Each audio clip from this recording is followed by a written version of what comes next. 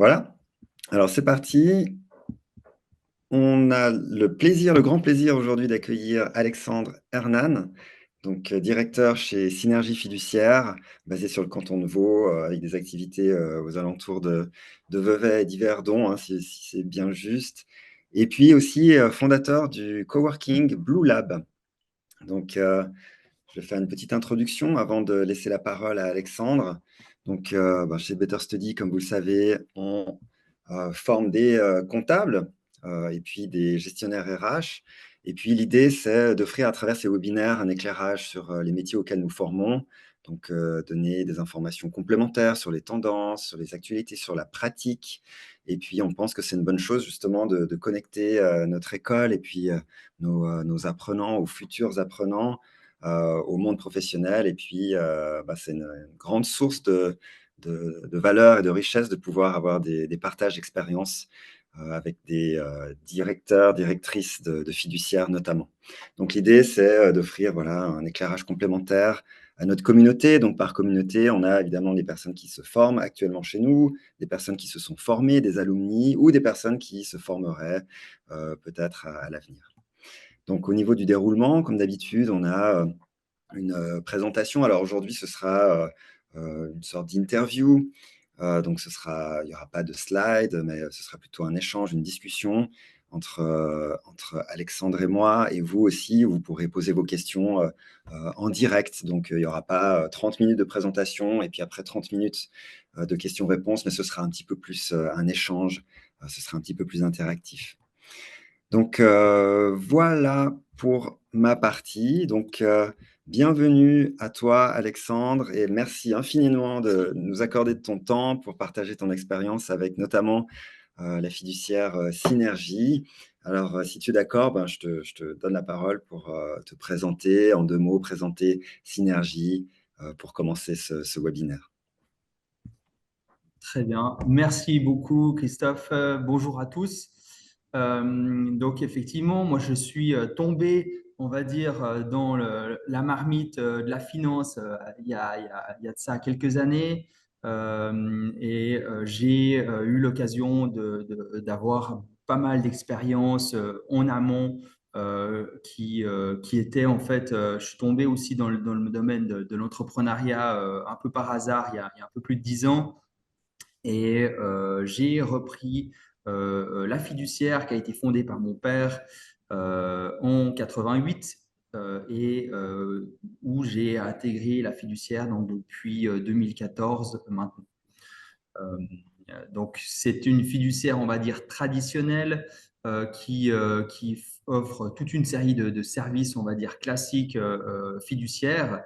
L'objectif, en fait, que j'avais vraiment pour démarrer, en fait, dans cette activité-là, c'était vraiment d'apporter, on va dire, mon expérience que j'avais par le passé et puis de le mettre à profit vraiment de cette structure existante avec les outils d'aujourd'hui, voir qu'est-ce qu'on peut améliorer comme process. Et puis, c'est comme ça que ça m'a amené effectivement à numériser un certain nombre de choses, à digitaliser la fiduciaire de manière, on va dire, profonde.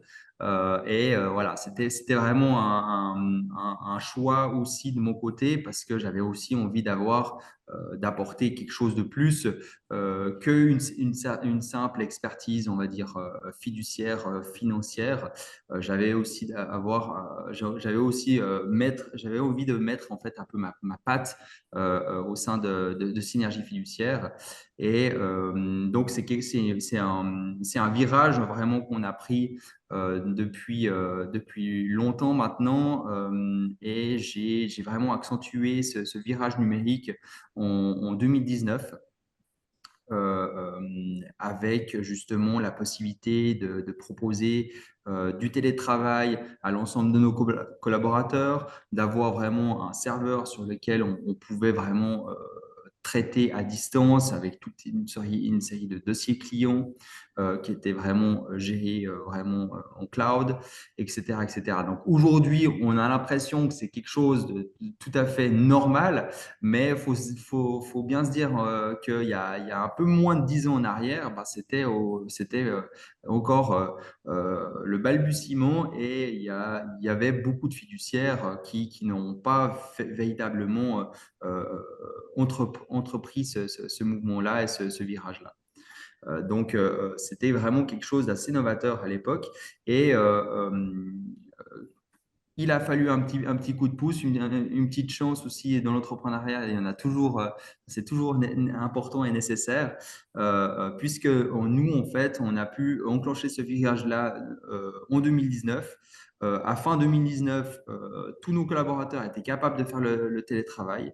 Et bah, quelques mois plus tard, en mars 2020, arrivé ce qui arrive avec le Covid, et on a pu justement être parmi les rares fiduciaires, en tout cas dans le canton de Vaud, à pouvoir continuer à travailler malgré le confinement. Et on a justement développé vraiment notre clientèle, on va dire, digitale de manière accrue à ce moment-là. C'est vrai que nous, on a en tête de 2019 avec le Covid-19, donc début Mm. 2019, il y avait cette épidémie qui commençait à se propager sur la planète. Et puis c'est seulement en 2020, en fait, qu'il y a eu des confinements En chez nous. Suisse, exactement, ouais. Ça veut dire que toi, enfin, est-ce que tu avais vu venir ça ou tu t'es dit, voilà, de toute façon, on va commencer à mettre en place des outils Mm. d'automatisation, de digitalisation, de télétravail, etc., de communication entre les équipes. Donc toi, tu avais anticipé ça ou tu t'es dit, oula, il y a le Covid qui arrive, il faut absolument accélérer la transition.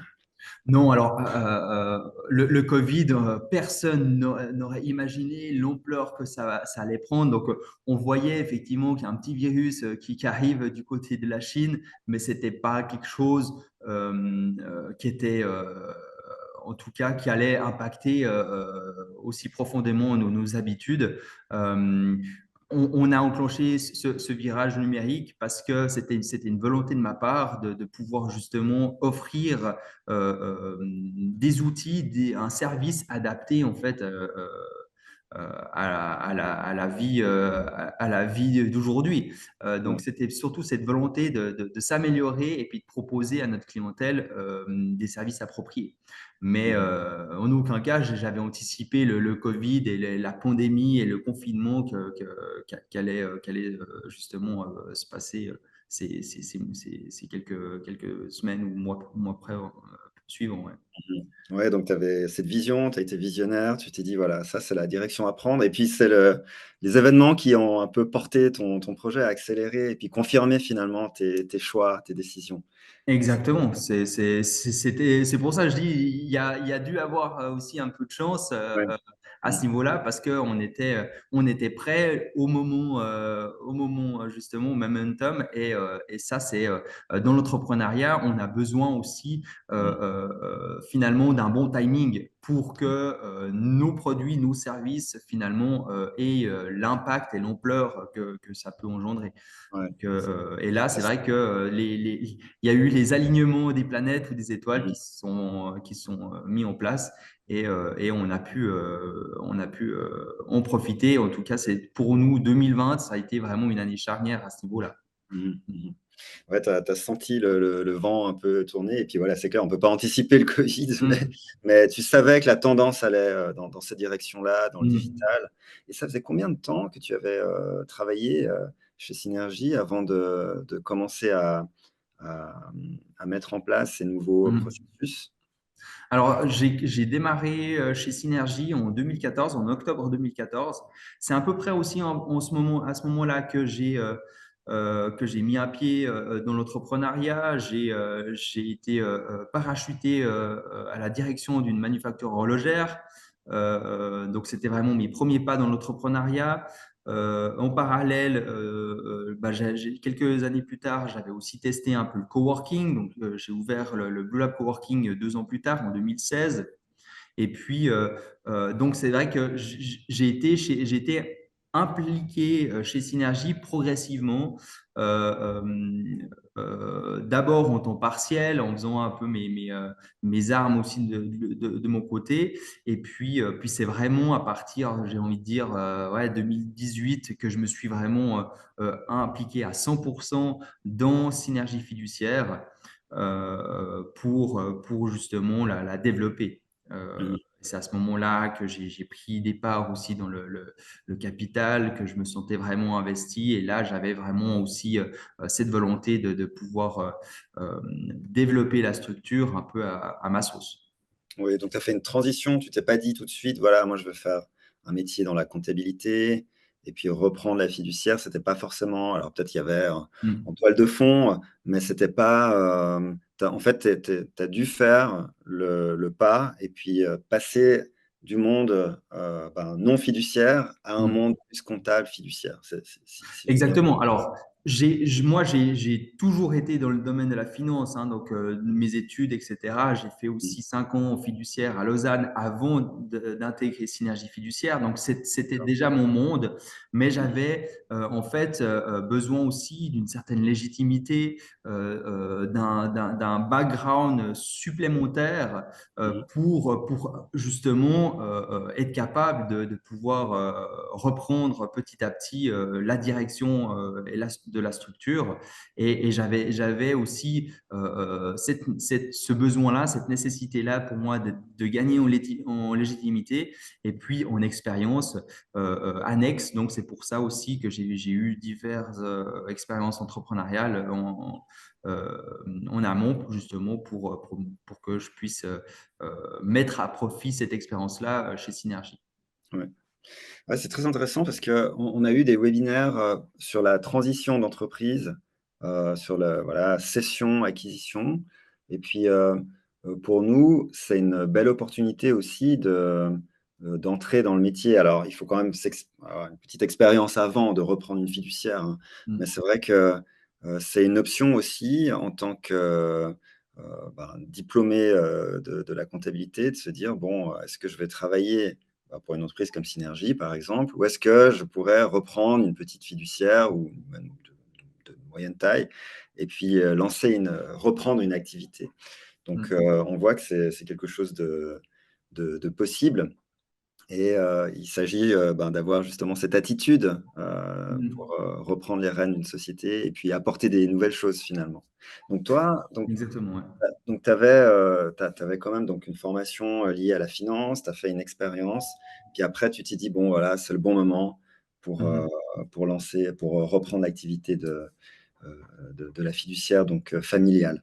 Et donc, Exactement. J'ai eu ce processus aussi au départ, quand je suis arrivé en 2014. C'est vrai que je suis arrivé avec beaucoup d'humilité, donc un peu sur la pointe des pieds. Donc j'étais là vraiment comme observateur. Donc dans un premier temps, c'était vraiment cette phase-là où de 2014 à 2018, j'ai beaucoup observé, un peu regardé aussi comment étaient gérés les collaborateurs, comment est-ce que ça a été, quels sont les process qui ont été mis en place, etc. Donc, j'avais aussi cette phase d'observation qui était pour moi quand même extrêmement importante. Puis j'ai pu justement gagner progressivement en expérience, voir un peu ce qui fonctionne, voir les éléments qui fonctionnent moins bien ou celles que j'aimerais, que j'avais tout de suite volonté à modifier ou à améliorer. Donc, ça s'est fait vraiment en plusieurs étapes, hein. Et puis, c'est vrai que le virage numérique, c'était quelque chose déjà que j'avais en tête depuis un certain nombre d'années parce que je voyais la manière dont étaient gérées les archives, etc. Et je voyais un peu l'envers du décor. Et je savais bien que ça, c'est quelque chose que ça allait pas tenir 10 ans. Donc, il fallait faire quelque chose pour gagner en efficacité. Et c'était nécessaire.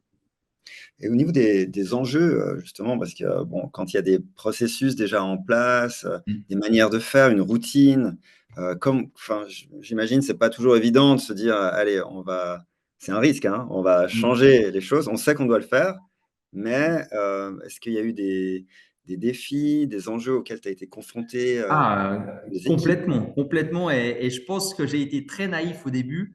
Il le faut aussi, hein, des fois, parce que quand on voit un peu la montagne de tâches qui a à faire, effectivement, ça peut faire peur. Maintenant, avec le recul, je pense que ça aurait été même plus simple de démarrer de zéro que de changer finalement tous les process internes d'une structure déjà existante. Parce que d'une part, il y a un certain nombre de clientèles historiques qui ne faut pas trop bousculer. Il y a aussi les collaborateurs qui sont la fiduciaire depuis de nombreuses années, qui travaillent, qui ont toujours travaillé d'une certaine manière. Et là, ben, changer un peu leur routine, ben, c'est un peu compliqué. Surtout que c'est des collaborateurs, pour la plupart, qui étaient quand même proches de la retraite. Donc, c'est difficile, justement, de trouver les bons mots pour enclencher cette transition-là. Donc, ça s'est vraiment fait vraiment en douceur. Et c'est vrai que c'était compliqué parce que il faut garder le cap, il y a toujours euh, des retours ou un peu plus négatifs dans le sens où pourquoi changer puisque on a toujours fait ça comme ça, puis ça a toujours très bien fonctionné jusqu'à présent. Donc voilà, donc il y avait aussi ces questions-là.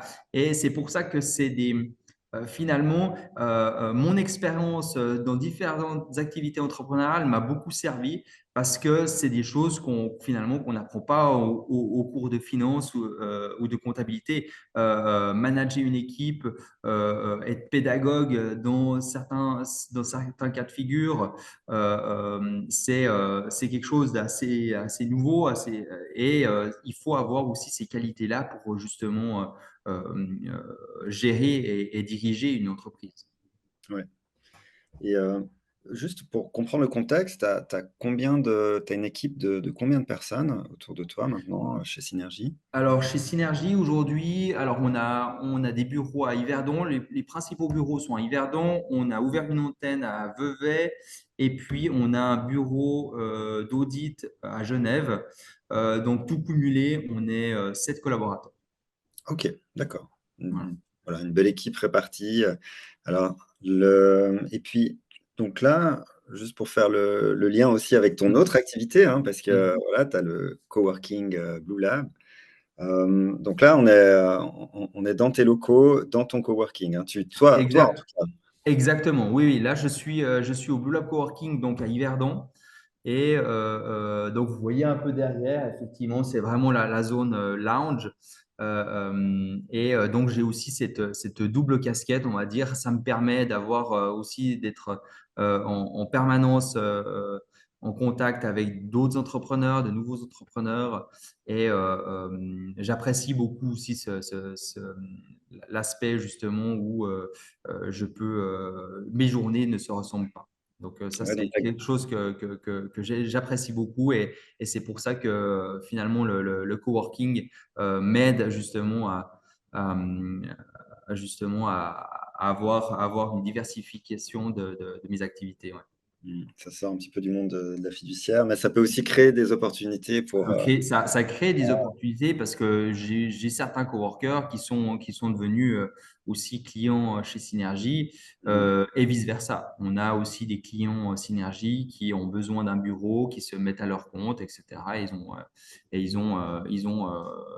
leur propose directement l'infrastructure en fonction. mmh, excellent. Alors je crois qu'il y a pas des questions, mais il y a eu des, souhaits dans le chat, en tout cas de la part de David, possible de s'étendre sur le Jura. Ah, alors ça, c'est un vœu. Est-ce que tu vas t'étendre sur le canton? Alors, pour l'instant, c'est pas encore prévu, mais c'est quelque chose en tout cas, qui a son sens. Donc là, ça dépend aussi beaucoup des opportunités qu'il pourrait y avoir de collaboration. Si j'ai déjà des collaborateurs qui déménagent ou qui sont sur place, qui pourraient reprendre la direction d'une antenne, pourquoi pas. Donc en fait, je me fixe pas de limite. c'est vraiment en fonction des opportunités qui peuvent se présenter. Donc, c'est pour ça que je dis, c'est pas encore prévu, mais c'est pas impossible dans les prochaines années, pourquoi pas. Projet d'avenir. En tout cas, pour, ton positionnement, donc toi avec Synergie, si on revient sur la partie fiduciaire, donc Mm. tu veux, montrer, une image comme quoi, voilà, vous maîtrisez les outils digitaux, vous apportez des solutions, rapides aux clients. Enfin, comment tu peux te différencier? Surtout que c'est un monde assez concurrentiel, il y a beaucoup de fiduciaires. Heu, Mhm. c'est quoi le positionnement que tu as et ta vision pour Synergie? Ouais, c'est ça, hein. C'est-à-dire que nous, on a très tôt commencé à utiliser les outils numériques qu'on voit. Alors, il y a Bexio qui est très connu. Il y en a d'autres, hein. Il y a Odoo, il y a Abba Ninja qui fonctionne aussi très bien. Genius Count qui commence aussi fort. Donc, c'est tous ces outils-là qui commencent à utiliser l'IA avec parcimonie ou en tout cas automatiser un certain nombre de choses. Et nous, on a vraiment pris ce trend-là.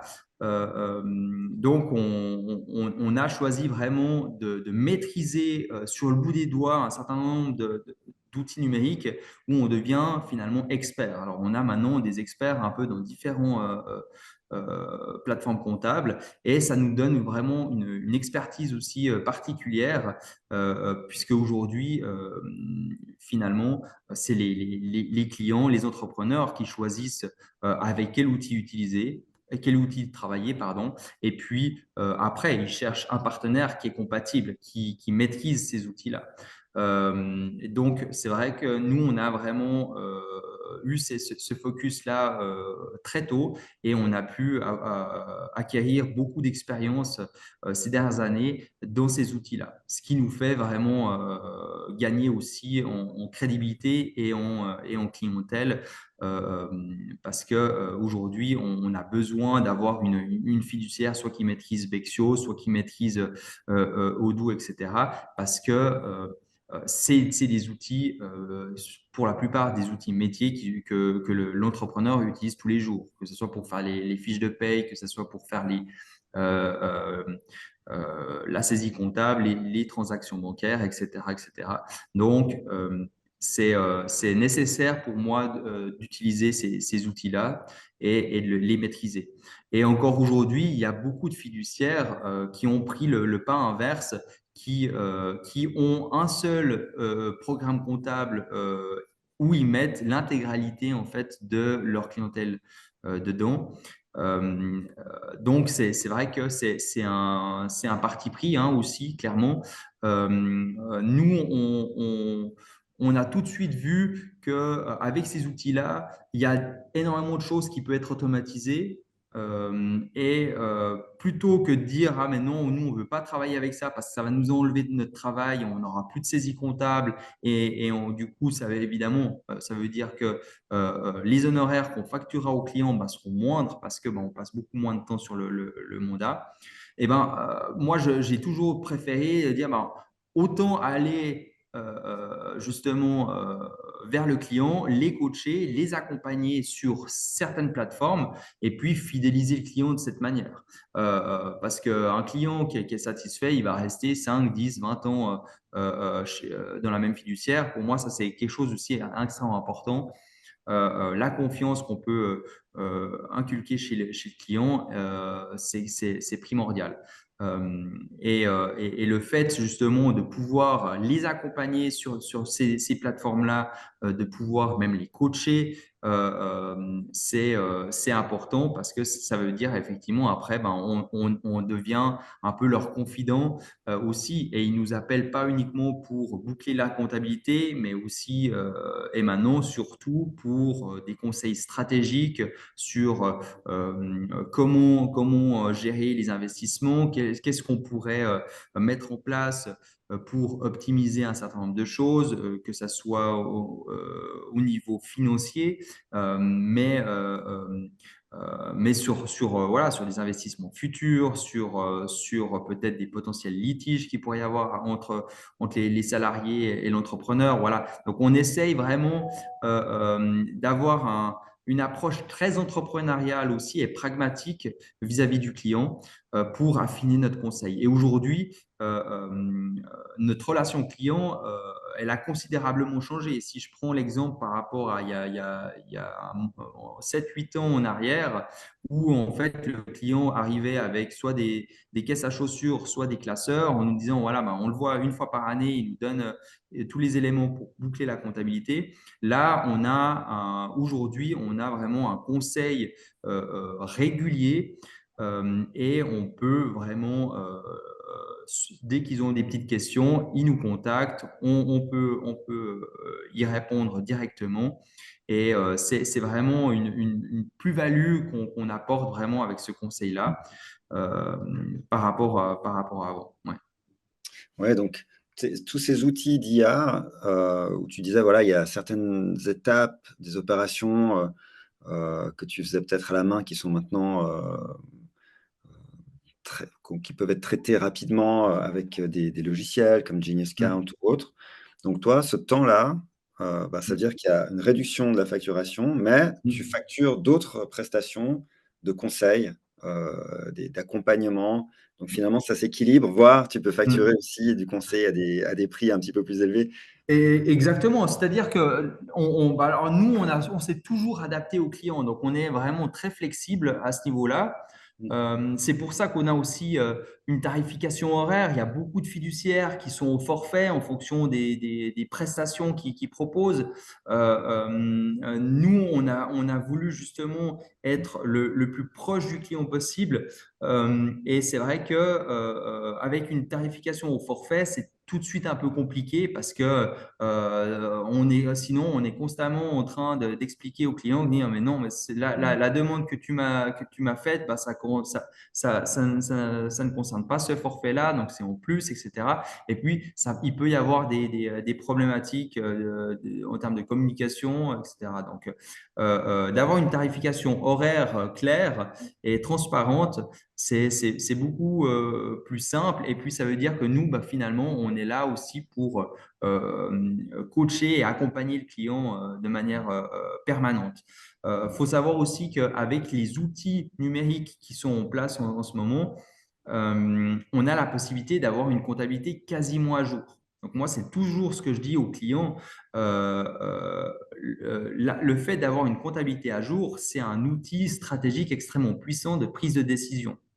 Parce que si on connaît exactement la situation de notre société, que ce soit à fin novembre ou fin décembre, on sait plus ou moins combien est-ce qu'on va gicler en termes de bénéfices, en termes d'impôts.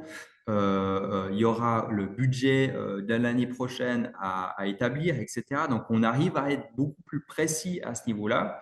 Et le fait d'être précis dans ces chiffres-là, les prises de décision sont faites aussi beaucoup plus en amont et on arrive à bien maîtriser ces coûts-là et à taper juste quasiment à chaque fois. Et ça, c'est primordial aujourd'hui parce que on sait bien que si on n'anticipe pas un certain nombre de choses, ben ça peut être très mal perçu les mois suivants. Il peut y avoir un problème de trésorerie, il peut y avoir des frais auxquels on n'avait pas anticipé, etc. Donc, ça, c'est toujours des problématiques.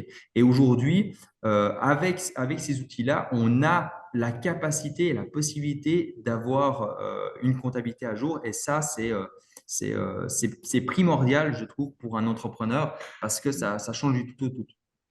Ah, la valeur ajoutée, elle est immense. Alors, c'est clair Mm. que, par exemple, chez nous, on a nos comptes qui sont déjà bouclés. Mm. Effectivement, le fait d'avoir la rapidité de l'information anticipée et puis pouvoir poser des questions, la flexibilité avec le comptable, c'est c'est une valeur ajoutée inestimable. Alors, c'est vrai que, bon, si je prends mon cas, je me rends bien compte de la relation que j'ai avec mon comptable. Est-ce que parmi ta clientèle, est-ce qu'ils se rendent compte ou est-ce qu'il y a une sorte de travail de pédagogie à appliquer pour que tu les sensibilises à certains risques, certains aspects, certaines opportunités qu'ils pourraient Mm. avoir avec toi et les conseils que tu peux leur apporter? Alors, c'est vrai que effectivement, ça passe par la communication, donc il faut être pédagogue. Aujourd'hui, il y a encore une grande majorité de clients, d'entrepreneurs qui, quand il va voir sa fiduciaire, c'est considéré comme une charge. Alors, moi, j'essaie toujours de dire, mais non, c'est un investissement parce que le temps que tu consacres justement à conseiller le client, ça lui fera gagner de l'argent ou beaucoup de temps par la suite.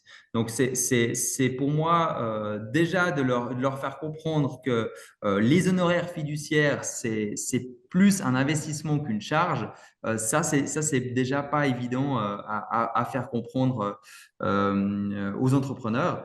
Mais voilà, c'est un travail de longue haleine de pouvoir justement leur faire comprendre ça. Et puis, petit à petit, effectivement, après, au bout d'un moment, au bout de quelques années, quand ils voient effectivement qu'avec nos conseils, ils ont pu réduire de 5 000 francs les impôts, qu'ils ont pu anticiper un certain nombre de choses, du coup, ça leur a coûté beaucoup moins au final. Voilà, c'est toutes des petites choses comme ça, mis de bout en bout. Voilà, c'est clair que si ils ont 5 000 francs d'honoraires fiduciaires par année, mais que de l'autre côté, on arrive à leur faire économiser 10 ou 15 000 francs chaque année à ce niveau-là, on voit bien que la balance est positive. Ouais. Dans ta vision, du métier de la fiduciaire et de son évolution, toi, tu vois comment l'aspect conseil, jusqu'où il doit aller ce conseil en anticipant? On voit, par exemple, les aspects fiscaux, tu dis, voilà, faire Mm. attention, au niveau de la trésorerie, par exemple, anticiper, les besoins, avoir une réserve au cas où, investir dans le développement de la société. Toi, en termes de niveau de conseil, heu, tu te limites à l'aspect, purement fiduciaire, fiscal, comptable? Ou est-ce que tu penses qu'il faut aller au-delà sur des aspects tu disais, toi-même, tu as initié ce mouvement de digitalisation au sein de ta propre fiduciaire. Est-ce que, les conseils peuvent aller, jusque-là, au niveau des process, par exemple, au niveau Mm. RH? Ah oui, alors c'est vrai que ça varie énormément entre un client et à l'autre, mais c'est quelque chose, c'est notre volonté aussi d'avoir cette approche vraiment pragmatique et entrepreneuriale et de pouvoir challenger un peu le client. Donc, on va aller très loin dans ce conseil-là. On va le challenger sur la marge brute, sur définir, mais est-ce que là, avec la matière première qui a augmenté de 10%, est-ce qu'il ne faudrait pas augmenter le prix de vente, etc. Donc, on peut déjà aussi vraiment les conseiller sur des points aussi très stratégiques.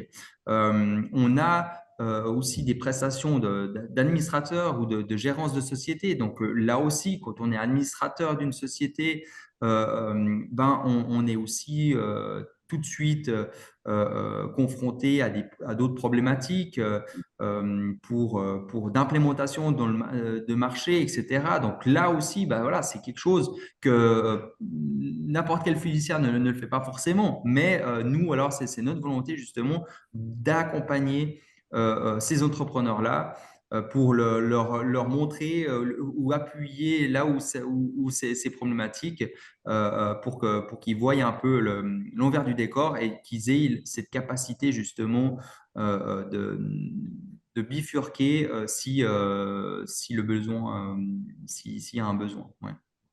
Et en termes d'outils pour ça, parce qu'on a parlé d'outils d'automatisation, des processus récurrents, on va dire avec peu de valeur ajoutée. Mm.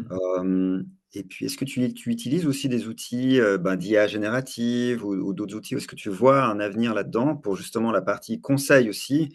J'en parle aussi parce que nous, on propose maintenant une formation en intelligence artificielle appliquée dans la finance avec Mm. ChatGPT, où tu as des rapports qui se font, des analyses qui se font. Est-ce que dans ta société, il y a déjà ces éléments-là où tu y penses, ou tu penses que on se dirige vers, ce genre d'outils aussi pour la partie conseil?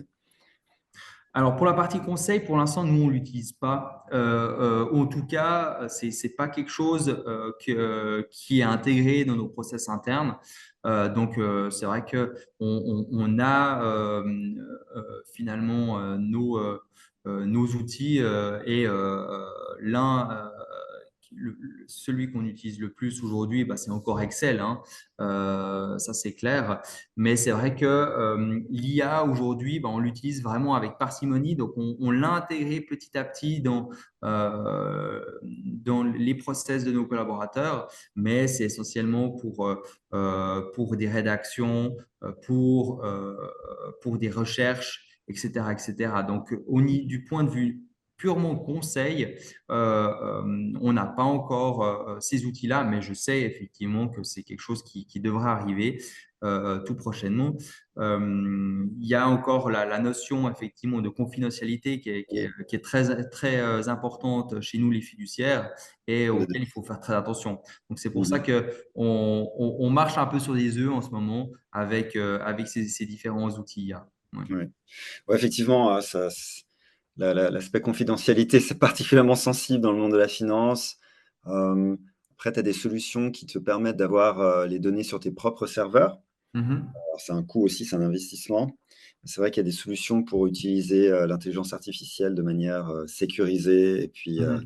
et puis contrôlée aussi, pas que ça parte dans des serveurs aux États-Unis ou en Exactement. Irlande. Donc, c'est clair que là, il faut encore beaucoup de garanties pour pouvoir utiliser ça sereinement et justement, euh, rassurer aussi le client parce que euh, c'est souvent le client qui demande justement où sont stockées les informations, quels sont les outils qu'on utilise, etc. Donc là, il faut qu'on puisse être totalement transparent vis-à-vis de ça pour que la confiance, encore une fois, hein, c'est la confiance envers le client qui est primordiale. Donc, et c'est ça qu'il faut absolument garder. Donc, on fait très attention à ça. Ouais. Et toi, en termes de compétences, puis après, je prendrai la question d'un de nos, enfin même plusieurs, deux questions de Mm. nos participants. Toi, en termes de compétences, si tu dois recruter des profils de comptables, voilà, juniors ou plus expérimentés avec des brevets, par exemple, toi, c'est quoi les éléments qui seraient différenciants pour toi? Est-ce que la maîtrise de l'IA, l'intérêt des outils, qu'est-ce qui Ah, ferait pour moi, la maîtrise de l'IA devient effectivement une compétence recherchée. Et donc, on ira évidemment chercher aussi un peu tout ce qui est soft skills. Donc, pour moi, c'est extrêmement important d'avoir déjà aussi, de partager les mêmes valeurs éthiques et puis voilà, de faire en sorte que la collaboration match aussi en équipe. Ça, c'est pour moi extrêmement important. On est une petite équipe, donc il faut effectivement qu'elle soit capable de travailler ensemble, que la communication se passe bien, puisque aujourd'hui, euh, on est dans ce processus-là. C'est aussi quelque chose que j'ai mis en place vraiment chez Synergie. Donc, on est dans ce processus d'amélioration continue et de formation continue. Donc, nos collaborateurs, ils n'ont jamais terminé finalement leur formation, puisque continuellement, il y a des nouvelles choses qui arrivent sur le marché. Il faut les former, soit sur différents outils numériques ou programmes comptables, soit sur les nouvelles réglementations qui peut y avoir chaque année, etc., etc. Et ça, ce que je trouve extrêmement important, et je pousse vraiment c'est nos collaborateurs qui soient justement, qui aient cette volonté de s'améliorer. Et puis ensuite, une fois qu'ils ont appris ces connaissances-là, qu'ils puissent les communiquer aux autres collaborateurs. Parce que c'est extrêmement important. Dans certains mandats, bon, voilà, chaque fois, on a un cas de figure assez particulier qu'on voit peut-être une fois tous les 10 ans. Bah, c'est important de pouvoir justement communiquer, savoir de quelle manière est-ce qu'on a traité le cas pour ensuite, si jamais d'autres collaborateurs ont des mêmes cas de figure, qu'ils puissent justement les traiter de la même manière. Donc, c'est important pour moi d'avoir aussi ces soft skills-là Mhm. pour justement travailler en collaboration. Et Ouais, puis après, évidemment, ce que je cherche, ben, c'est évidemment, je regarde s'il y a une expérience en fiduciaire, si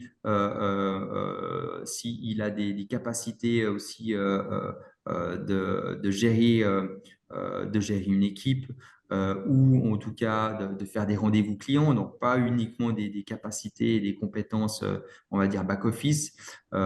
Et puis après, c'est la maîtrise des outils comptables. Donc pour moi, avoir une bonne connaissance du programme Bexio, par exemple, c'est important parce que Mmh. aujourd'hui, voilà, c'est des outils qu'on utilise tous les jours et on a besoin d'avoir des personnes qui connaissent le programme, qui le maîtrisent.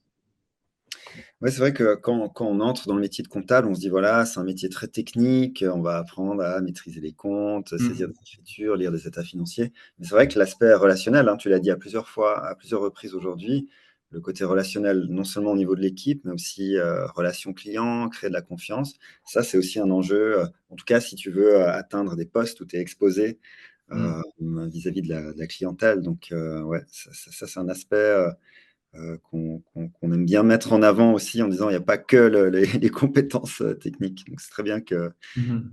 que tu le dises. On a des questions là sur Oui. le chat. Alors il y a deux, même trois maintenant. Euh, alors, quels outils est-ce que tu utilises pour gérer le suivi des mandats et les tâches? Ça vient de Compta, alors on ne sait pas Mm. quel est le nom derrière, mais Alors ça, c'est une très bonne question parce qu'on vient de changer il y a pas si longtemps. Donc pendant des années, on travaillait avec Excel. Donc on avait un tableau effectivement de suivi de mandat, etc., avec des relances, etc. Et puis depuis 6 mois environ, on est passé chez Asana. Et donc, c'est un programme aussi qui permet d'avoir des tâches pour chaque collaborateur, pour chaque mandat, même des sous-tâches. Et aujourd'hui, on utilise ce programme-là. d'accord. Question suivante. Quel est le niveau de digitalisation au niveau de l'audit? Quel est le logiciel métier utilisé pour la partie audit? Alors, pour la partie audit, là, c'est vrai que l'audit, c'est quand même un domaine assez particulier hein, qui a pas connu énormément de chamboulements et d'évolution. Donc, c'est quelque chose qu'on utilise toujours et pour l'instant, on utilise Cresus Mmh. pour justement tout ce qui est rapport d'audit, etc. D'accord, donc ça, c'est une question de Raissa. On a Thibaut, Thibaut, le diplôme, mais pas d'expérience. C'est éliminatoire, donc il demande. Alors, je dis pas que c'est éliminatoire, c'est un peu rude comme ça, mais c'est vrai que pour moi, avoir une expérience en fiduciaire, c'est quand même important. Donc, à profil égal, effectivement, je privilégierais toujours quelqu'un qui a une expérience en fiduciaire. Alors c'est clair que c'est toujours dur, hein, de créer sa première expérience. C'est ça Mhm. le plus gros enjeu, mais voilà, c'est possible. Mais Oui, voilà, la effectivement, bonne c'est structure. possible. Et là, ben, après, ça dépend.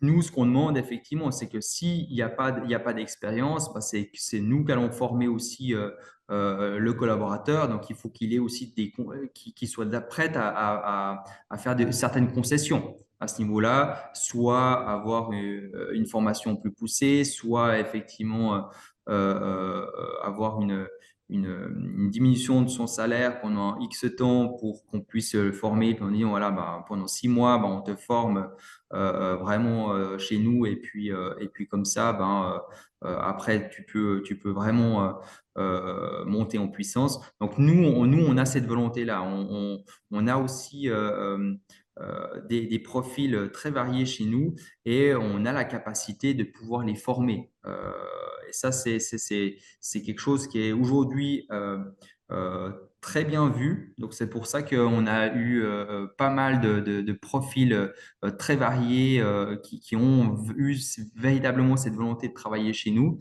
Mais voilà, il faut être prêt. Si on n'a pas d'expérience, il faut être prêt à faire des concessions aussi, peut-être sur le plan financier, pour pouvoir se faire former à ce niveau-là. Si je prends un exemple, par exemple, pour notre nouveau directeur d'antenne, lui, il a commencé en tant que comptable chez Synergie Fiduciaire et progressivement, bah là, pareil, il s'est formé chez nous, il est passé responsable de mandat et puis après,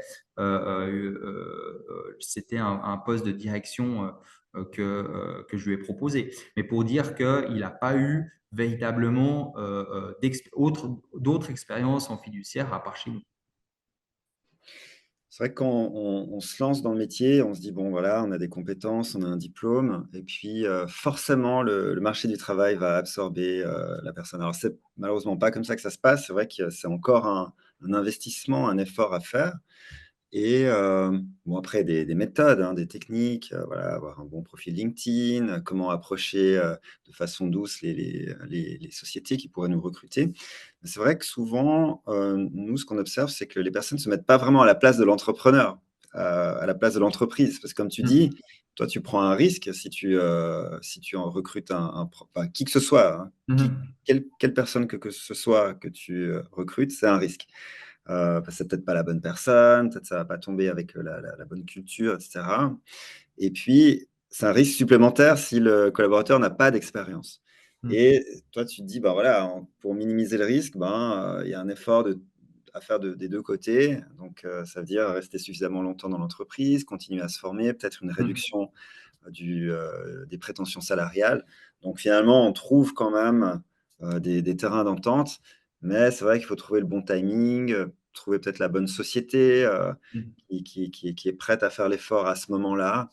Donc c'est vrai que c'est pas automatique en disant: «Voilà, j'ai un diplôme», que ce soit à Better Study ou ailleurs et boum, j'ai un emploi. Il y a quand même un investissement à faire, rassurant. C'est vrai que bah, voilà, c'est des choses finalement à négocier. C'est des éléments, à mon avis, importants. C'est pour ça que moi, je suis tout à fait ouvert à la discussion quand il y a un cas de figure qui se pose comme ça. Et puis de voir un peu. Aujourd'hui, c'est vrai que c'est aussi difficile hein, de voir sur le long terme parce que ben, souvent, les personnes prennent un poste et puis pour 2, 3 ans, puis après ils vont voir autre chose, puis après donc ils progressent de cette manière-là, en passant de peut-être d'entreprise en entreprise. Aujourd'hui, faire 10 ou 15 ans dans la même boîte, c'est pas, on va dire, c'est assez rare. Mais nous, au contraire, bah, on essaye justement de faire en sorte que nos collaborateurs, ils prennent du plaisir à travailler. On a un climat de travail très flexible, très bienveillant. Et voilà, une fois que la confiance est là, il y a aussi des possibilités d'évolution au sein même de l'entreprise, bah, c'est motivant. Et puis, ça permet aussi d'avoir une sorte de plan de carrière. Euh, chez nous. Et c'est vrai que moi, c'est quelque chose j'ai toujours eu cette discussion-là complètement ouverte en disant, voilà, mais finalement, dans 3 ans, dans 5 ans, qu'est-ce que tu veux faire? Est-ce que tu veux monter ta fiduciaire? Est-ce que tu veux progresser dans certains domaines? Est-ce que tu veux te perfectionner dans la fiscalité? Voilà. Donc, j'essaie de gratter un peu. Alors, des fois, ben voilà, il dit, non, mais moi, là, je suis très bien, je me vois pas ailleurs. Mais voilà, c'est important d'avoir ce retour-là parce que il faut qu'on puisse leur donner les éléments aussi nécessaires pour que les collaborateurs se sentent bien et puis qu'ils aient envie de rester. Donc, Bien pour sûr. moi, les collaborateurs, si ça se passe bien, moi, je suis très content, effectivement, qu'ils restent dans notre structure et j'essaye justement de les accompagner vers leurs objectifs de carrière pour qu'ils ils puissent s'épanouir chez Synergie. Et comme ça, il y a un alignement d'intérêts, pour, Exactement, voilà. ouais. Mhm. On a alors une proposition, cette fois business, Mhm. David qui dit: «Je suis courtier en assurance et immobilier. Je suis en recherche de partenariat. Êtes-vous ouvert?» Alors bon, ça peut-être que Alors je ça sais aussi, hein, je suis totalement ouvert à la collaboration, au partenariat. Il faut savoir que chez Synergie, ben, on fait partie d'un groupe. On a Synergie fiduciaire, où c'est moi évidemment qui dirige cette branche-là. On a Synergie assurance, où on fait tout ce qui est courtage en assurance. Donc là, je travaille déjà avec des collaborateurs, des courtiers en assurance qui font l'assurance privée et professionnelle. Et puis, on a Synergie Immobilier, dans lequel j'ai la structure justement du Blue Lab Coworking et il y a aussi un petit peu de courtage immobilier. Donc, voilà, ça, c'est vraiment l'écosystème de Synergie Group. Mais rien n'empêche effectivement de faire des partenariats et de voir si une entente pourrait en tout cas se véhiculer et puis progresser, pourquoi pas. C'est intéressant cette question aussi parce qu'on voit que le domaine fiduciaire, et tu disais tout à l'heure, voilà, le comptable, il peut être au centre de la gestion. Il voit tout ce qui se passe, hein, au niveau Mm. financier, le futur, faire de la planification de trésorerie, et cetera. Et puis, il y a tous ces aspects d'assurance qui sont assez connexes finalement au monde de Mm. la fiduciaire. Tu parles d'immobilier aussi. Donc, c'est un écosystème comme ça qui est très cohérent et puis qui est avec l'activité centrale, la comptabilité. Mais c'est vrai que ça peut englober d'autres activités périphériques qui font beaucoup de sens finalement. Exactement, c'est très complémentaire et c'est vrai que typiquement avec Synergie Assurance, nous on collabore depuis plus de 20 ans maintenant. Et puis ça se passe très bien parce que c'est vrai encore une fois, nous on est vraiment en amont lorsque on démarre une prestation auprès d'un client. C'est vrai que souvent, c'est soit pour la création de société, donc on est même là pour le conseiller sur la forme juridique à prendre. Et puis, progressivement, ils vont embaucher du personnel, il aura besoin d'assurance, etc. Donc, c'est le fait d'avoir un seul interlocuteur qui puisse gérer justement l'ensemble de ces services administratifs, ça, c'est très recherché et c'est quelque chose qui fonctionne très bien. Mmh. Ouais, ça fait beaucoup de sens. On a une Mm. question de Jean-Baptiste. Bonjour Jean-Baptiste. Est-ce que Better Study peut faciliter la mise en relation avec les fiduciaires post-formation en ligne? Ah, c'est peut-être une question pour moi Ça, ou ouais, c'est plus une question pour toi, je pense, Christophe. oui. Alors effectivement, nous, on travaille en ce sens, en créant des réseaux, alors c'est pas formalisé encore, mais effectivement, l'idée, c'est de proposer des offres, qui devraient sortir, bientôt, où il y a un accompagnement, en fait, dans la recherche d'emploi. Donc, on va aller au nous aussi, avec le cœur de métier, c'est de se former, mais finalement ce que les personnes recherchent chez nous, c'est surtout un emploi. Donc, celles qui sont en reconversion, donc on va les aider à faire le pas, sur la partie, recherche d'emploi, comment créer des bons dossiers de candidature, comment être visible en ligne. Donc, on travaille sur ce projet pour puis mieux faciliter la transition professionnelle d'une partie, en tout cas, de nos apprenants. Pour une autre partie, bon, ils arrivent très bien tout seuls à trouver du travail, à réussir leur projet, surtout les personnes qui sont formées au niveau du brevet. Donc là, il y a très, très peu de difficultés, hein. Il y a des fiduciaires qui recrutent des personnes qui sont en cours de formation au brevet pour être sûr, pour sécuriser justement le talent, une fois qu'il sera breveté. Donc, pour cette catégorie d'apprenants, on n'a pas vraiment besoin de les aider. Mais oui, effectivement, il y a des choses qu'on peut développer par rapport à ça.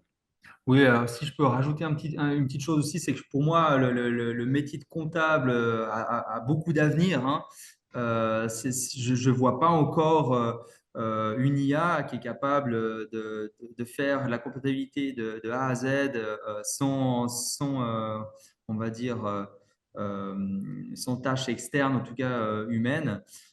Et c'est clair que, voilà, pour moi, je vois aussi plein de mes collègues qui cherchent activement des autres collaborateurs, des responsables de mandat, des comptables, des aides comptables. Donc, il y a énormément de travail dans ce domaine et c'est un métier plein d'avenir.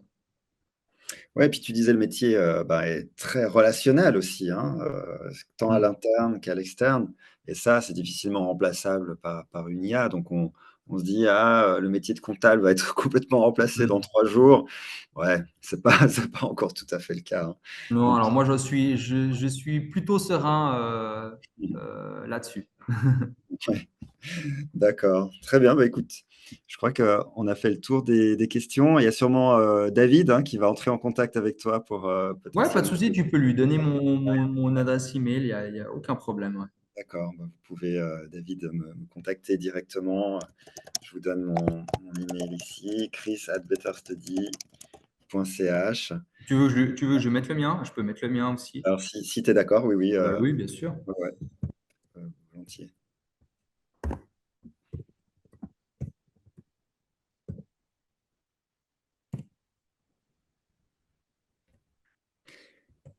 Très bien. En tout cas, merci à toutes et à tous donc, de votre participation. Merci beaucoup, Alexandre, de ton temps. C'est vraiment Avec très généreux plaisir. à toi d'avoir accordé ce temps et la préparation aussi qu'on a eu ensemble. Donc, bah, je te souhaite beaucoup de succès dans le développement de tes sociétés, hein. Et Merci. puis, bah, je te dis à bientôt. Merci encore. Merci à tous. Bah, merci, merci à toi, merci à vous, et puis bah, bonne suite pour tous les étudiants. J'espère que vous allez terminer votre formation bientôt.